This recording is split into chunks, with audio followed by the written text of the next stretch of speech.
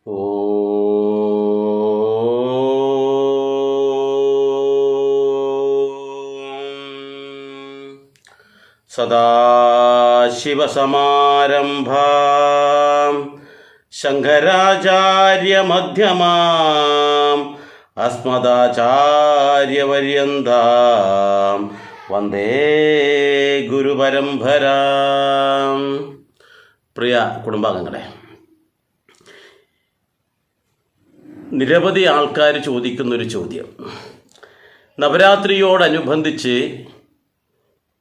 കുട്ടികളായാലും മുതിർന്നവരൊക്കെ തന്നെ പല സാധനങ്ങളും പൂജിക്കാൻ വേണ്ടി വെക്കാറുണ്ട്.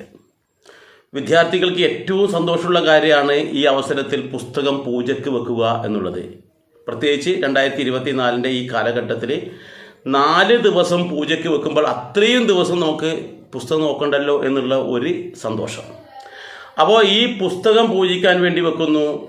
അതേപോലെ തന്നെ ചില ആൾക്കാർ ആയുധങ്ങൾ പൂജിക്കാൻ വേണ്ടി വെക്കുന്നു.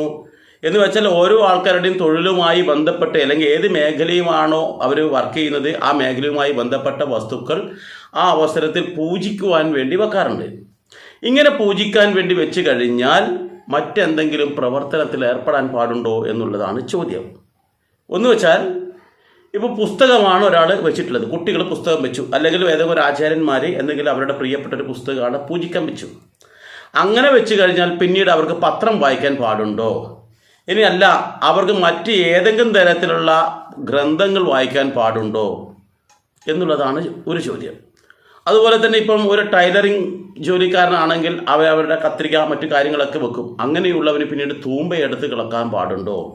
അങ്ങനെ അവന് ആ ആയുധം പൂജിക്കാൻ വെച്ച് കഴിഞ്ഞാൽ മറ്റെന്തെങ്കിലും ആയുധം എടുത്തോ അല്ലെങ്കിൽ പുസ്തകം എടുത്തോ വായിക്കാനോ പ്രവർത്തിക്കാനോ പാടുണ്ടോ എന്നുള്ളതാണ് ചോദ്യം.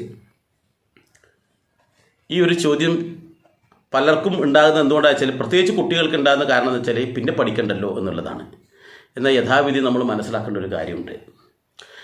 നമ്മൾ ഏത് മേഖലയിലാണ് പുറകോട്ടുള്ളത്, അപ്പോൾ ആ മേഖലയിൽ എനിക്ക് മുൻപന്തിയിലെത്തണം. ഇപ്പോൾ ടൈലറിങ്ങിലാണെങ്കിൽ ആ ടൈലറിങ് മേഖലയിൽ എനിക്ക് നല്ല പ്രാവീണ്യത്തോടുകൂടി എല്ലാവർക്കും പ്രിയപ്പെട്ട രീതിയിൽ തയ്ക്കാനുള്ളൊരു തയ്യൽക്കാരനായിട്ട് എനിക്ക് മാറണം. അല്ലെങ്കിൽ ഏറ്റവും തിരക്കുള്ള ഒരു തയ്യൽക്കാരനായിട്ട് എനിക്ക് മാറണം. എനിക്ക് തയ്യൽ മേഖലയിൽ നല്ല പ്രാവീണ്യം നേടണം. വിദ്യാർത്ഥിയാണെങ്കിൽ അവൻ ആ പുസ്തകം വെക്കുന്ന അവസരത്തിൽ ഏത് ഗ്രന്ഥങ്ങളൊക്കെയാണ് വെക്കുന്നത് ആ ഗ്രന്ഥങ്ങളിൽ എനിക്ക്, അല്ലെങ്കിൽ ഇപ്പോൾ മലയാളമാണ്, സംസ്കൃതമാണ്, ഹിന്ദിയാണ്, ഇംഗ്ലീഷാണ്, അത് ആ കടുപ്പമുള്ള വിഷയം ആ പൂജിച്ച് വാങ്ങിച്ചിട്ട് ഉപയോഗിക്കുമ്പോൾ എനിക്ക് ആ വിഷയത്തിൽ നല്ല പ്രാവീണ്യം നേടണം എന്നുള്ള ചിന്തയാണ് ഇത്തരത്തിൽ നമ്മൾ പുസ്തകം പൂജിക്കുന്ന സമയത്ത് നമുക്കുണ്ടാകേണ്ടത്. അതിനുവേണ്ടിയാണ് പൂജിക്കുന്നത്. അപ്പോൾ ഇങ്ങനെ നമ്മൾ അവിടെ പൂജിക്കാൻ വേണ്ടി വെച്ച് കഴിഞ്ഞാൽ മറ്റെന്തെങ്കിലും ചെയ്യാൻ പാടുണ്ടെന്ന് ചോദിച്ചു കഴിഞ്ഞാൽ ചെയ്യുന്നതിൽ യാതൊരു വിധത്തിലുള്ള തെറ്റുമില്ല. യുക്തിക്ക് നിരക്കുന്ന രീതിയിൽ തന്നെ നമുക്ക് മറുപടി പറയാം.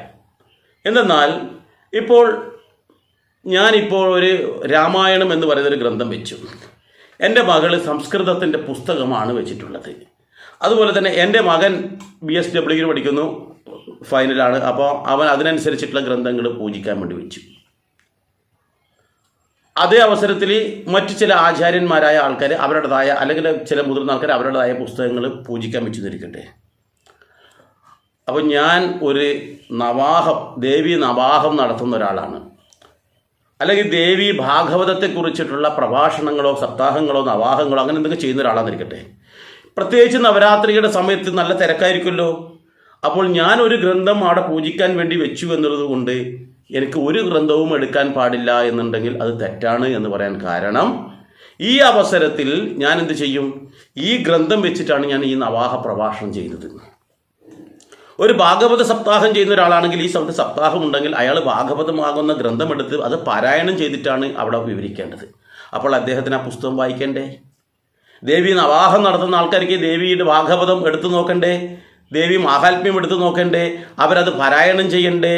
ലളിതാ സഹസ്രനാമം കാണാതെ അറിയാത്ത ആൾക്കാരാണ്, അവർ നിത്യേന പാരായണം ചെയ്യുന്ന ഒരാളാണ്. അപ്പോൾ അവർക്ക് ലളിതാ സഹസ്രനാമമാകുന്ന പുസ്തകം അല്ലെങ്കിൽ ആ ഗ്രന്ഥം എടുത്തിട്ട് അത് പാരായണം ചെയ്യുന്നതിൽ തെറ്റുണ്ടോ? വിഷ്ണു സഹസ്രനാമം പുസ്തകം നോക്കി വായിക്കുന്നതിൽ തെറ്റുണ്ടോ? ഒരു തെറ്റുമില്ല. നമ്മൾ ഏത് പുസ്തകമാണോ പൂജിക്കാൻ വേണ്ടി വെച്ചത് ആ പുസ്തകം എടുക്കാതിരിക്കുക. ഏത് ആയുധമാണോ വെച്ചിരിക്കുന്നത് ആ ആയുധം എടുക്കാതിരിക്കുക. ചില അമ്മമാരൊക്കെ ഇപ്പം തയ്യൽ ജോലിക്കാരാണെങ്കിൽ ആ തയ്യൽ ജോലിയുടെ സാധനങ്ങൾ അവിടെ വെക്കും. അവർ ആയുധമേ എടുക്കാൻ പാടില്ല എന്ന് വിചാരിച്ചു കഴിഞ്ഞാൽ പിറ്റേ ദിവസം തേങ്ങ പൊട്ടിക്കണമെങ്കിൽ വാക്കത്തി എടുക്കണം. അയ്യോ, ഈ ആയുധം പൂജയ്ക്ക് വെച്ചിട്ടില്ല, അതുകൊണ്ട് വാക്കത്തി എടുക്കാൻ പാടില്ല എന്ന് പറയാൻ പറ്റുമോ? അത് വേറൊരു ജോലിയാണ്, ഇത് വേറൊരു ജോലിയാണ്. അദ്ദേഹം ആ ജോലിയുമായി ബന്ധപ്പെട്ട ഏത് വസ്തുവാണോ പൂജിക്കാൻ വെച്ചിട്ടുള്ളത് ആ വസ്തുവാണ് നമ്മൾ എടുക്കാതിരിക്കേണ്ടത്, ആ ഗ്രന്ഥമാണ് എടുക്കാതിരിക്കേണ്ടത്. ചില കുട്ടികൾ ഏതൊക്കെ പുസ്തകങ്ങളാണോ അവിടെ വെച്ചിട്ടുള്ളത് ആ പുസ്തകങ്ങൾ തൊടാനേ പാടില്ല, അത് അവിടെ തന്നെ കിടന്നോട്ടെ. മറിച്ച് അവർക്ക് മറ്റുള്ള ഗ്രന്ഥങ്ങൾ പാരായണം ചെയ്യുന്നതിൽ ഒരു തെറ്റുമില്ല.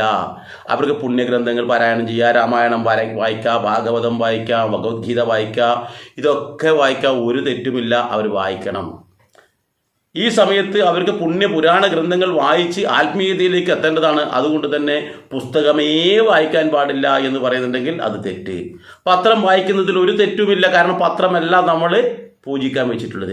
അപ്പോൾ എന്താണോ പൂജിക്കാൻ വെച്ചിട്ടുള്ളത്, എന്ത് ആയുധമാണോ ഗ്രന്ഥമാണോ എന്താണോ അത് നമ്മൾ തൊടാൻ പാടില്ല. ബാക്കിയുള്ള എല്ലാം നമുക്ക് വായിക്കുകയും ഉപയോഗിക്കുകയും ചെയ്യാം എന്നുള്ളതാണ് യാഥാർത്ഥ്യം. ഞാനൊരു ഉദാഹരണം പറഞ്ഞു. അപ്പോൾ നമ്മുടെ മേഖലയിൽ ഇപ്പോൾ ഒരു ആധ്യാത്മിക ആചാരനാവട്ടെ, അല്ലെങ്കിൽ മറ്റേതെങ്കിലും ഒരു പുണ്യപുരാണ ഗ്രന്ഥം നിത്യേന പാരായണം ചെയ്യുന്ന ആളാവട്ടെ, നിത്യേന രാമായണം വായിക്കുന്ന ആൾക്കാരുണ്ടാവും, അവർക്ക് രാമായണം വായിക്കാം, ഒരു തെറ്റുമില്ല. അവർ ഏത് ഗ്രന്ഥമാണോ വെച്ചിട്ടുള്ളത് അത് തൊടാൻ പാടില്ല എന്നുള്ളതാണ് നമ്മൾ പ്രത്യേകം ശ്രദ്ധിക്കേണ്ടത്. അപ്പോൾ ഇത് അറിയാതെ തന്നെ നിരവധി ആൾക്കാർ വിചാരിക്കും, അയ്യോ ഞാൻ അറിയാതെ പത്രം വായിച്ചു പോയി, എന്തൊരു അപരാധമാണ്, ഇനി എന്താ ചെയ്യുക, അത് മഹാപാപമാകുമോ? ഒരു പാപവും ആവില്ല, ഒരു പാപവുമില്ല. ഞാൻ അറിയാതെ ഒരു പുസ്തകം ഒരാളിൽ നിന്ന് കിട്ടി. ഞാനൊരു സ്ഥലത്ത് പോയ സമയത്ത് ഒരു ഹോസ്പിറ്റലിൽ പോയി, അപ്പോൾ അവിടെ കുറച്ച് പുസ്തകമുണ്ട്, ഞാനത് ആ പുസ്തകം എടുത്ത് അറിയാതെ വായിച്ചു പോയി. ഇനി എന്തെല്ലാം ദുരിതമാണ് വരിക? ഒരു ദുരിതവുമില്ല, ഒരു ദുരിതമില്ല. അതൊന്നും നമ്മൾ ഗ്രന്ഥം പൂജിക്കാൻ വേണ്ടി വെച്ചതല്ല. അപ്പോൾ ഇത്തരത്തിൽ നമ്മളെ ആരെങ്കിലും വഴിതെറ്റിക്കാൻ വേണ്ടി പറയുന്നുണ്ടെങ്കിൽ അത് കേട്ടിട്ട് നമ്മൾ ടെൻഷൻ അടിക്കേണ്ടതില്ല. നമ്മൾ ചിന്തിക്കുക, നമ്മൾ ഏത് ഗ്രന്ഥമാണോ പൂജിക്കാൻ വെച്ചിട്ടുള്ളത് ആ ഗ്രന്ഥം ആ പൂജ കഴിഞ്ഞതിന് ശേഷം ഗ്രന്ഥം എടുക്കുന്നുണ്ടല്ലോ, വിജയദശമി നാളിൽ നമ്മൾ ഗ്രന്ഥം എടുക്കുമല്ലോ, ആ ഗ്രന്ഥം എടുത്തിട്ട് നമ്മൾ ആ പുസ്തകമാണ് അന്ന് നമ്മൾ ആ പുസ്തകം വായിക്കണം. എടുത്ത് ഉടനെ തന്നെ പൂജിച്ച് വാങ്ങിച്ച് ദക്ഷിണ കൊടുത്ത് ആ പുസ്തകം എടുത്ത് നമ്മൾ ആ ഗ്രന്ഥം വായിക്കണം. എന്നാൽ മാത്രമേ അത് വെച്ചതിന് ഗുണം കിട്ടുള്ളൂ. അല്ലാണ്ട് ഇത് അവിടെ കൊണ്ടുപോയി വെച്ചു, അത് കിട്ടിയ ഉടൻ തന്നെ കൊണ്ടുപോയിട്ട് നമ്മൾ നമ്മുടെ പുസ്തകം വെക്കുന്ന റാക്കിൽ വെച്ചിട്ട് ഒരു കാര്യമില്ല. അപ്പോൾ നമ്മൾക്ക് ആ പുസ്തകം നമുക്ക് എപ്പോഴാണോ എടുക്കുന്നത് ആ സമയത്ത് തന്നെ ആ പുസ്തകത്തിൻ്റെ നമുക്ക് പ്രധാനമായ ഭാഗങ്ങളൊക്കെ ഒന്ന് വായിച്ച് നമുക്കത് മനസ്സിലാക്കാൻ വേണ്ടി ആ സരസ്വതി മാതാവിനോട് പറയുകയാണ് വേണ്ടത്. ഈ പൂജ തന്നെ അറിവുണ്ടാവാൻ വേണ്ടിയിട്ട് നമ്മൾ സരസ്വതി മാതാവിനോട് പ്രാർത്ഥിക്കുകയാണ്. ആ സരസ്വതി മാതാവ് തന്നെയാണ് അറിവാകുന്ന അക്ഷരമാണ് സരസ്വതി മാതാവ്. അപ്പോൾ ആ സരസ്വതി മാതാവ് എൻ്റെ നാവിൽ എന്നും വിളയാടണേ എന്ന് പറഞ്ഞുകൊണ്ടാണ് ആ പൂജ നടക്കുന്നത്. ആ പൂജ കഴിഞ്ഞതിന് ശേഷം പുസ്തകം വാങ്ങിച്ചിട്ട് ആ പുസ്തകം നമ്മുടെ നാവിൻ തുമ്പിലൂടെ അതിൻ്റെ വരികൾ എപ്പോഴും ഒഴുകി നടക്കുന്ന വിധത്തിലേക്ക് കൊണ്ടുവരാൻ വേണ്ടി പ്രാർത്ഥിച്ചുകൊണ്ട് വായിക്കുകയാണ് ചെയ്യേണ്ടതെന്നർത്ഥം. ഏതായാലും ഈ വിഷയവുമായി ബന്ധപ്പെട്ട് എന്തെങ്കിലും സംശയം ഉണ്ടെങ്കിൽ ചോദിക്കുക. യാതൊരു സംശയവും വേണ്ട, നിങ്ങൾക്ക് ഏത് ഗ്രന്ഥങ്ങളും വായിക്കാം, പക്ഷേ പൂജിക്കുന്നത് മാത്രം പാടില്ല എന്നേ ഉള്ളൂ. അതുകൊണ്ട് സംശയങ്ങളുണ്ടെങ്കിൽ ചോദിക്കാം, യാതൊരു മടിയും വേണ്ട. അതുപോലെ തന്നെ മറ്റ് ഏതെങ്കിലും സംശയം ഉണ്ടെങ്കിൽ അതും നമുക്ക് ചോദിക്കാവുന്നതാണ്. നിങ്ങൾക്ക് ഈ വീഡിയോ ഇഷ്ടപ്പെട്ടെങ്കിൽ പരമാവധി ആൾക്കാരിലേക്ക് ഷെയർ ചെയ്യുക. എല്ലാവർക്കും നന്ദി, നമസ്കാരം.